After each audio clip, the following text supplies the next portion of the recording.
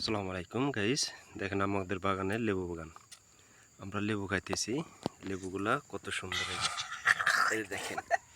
সেই স্বাদ, একের স্বাদ এই লেবু।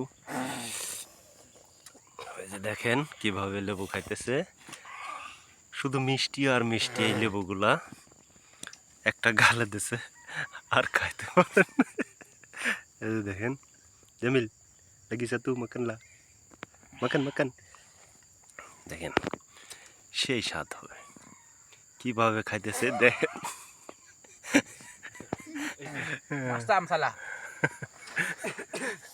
এই গাছটা বইরে শুধু লেবু আর লেবু। এই যে দেখেন, এই লেবু রোদের জন্য দেখা যাইতেছে না, কিন্তু গাছ ভরা।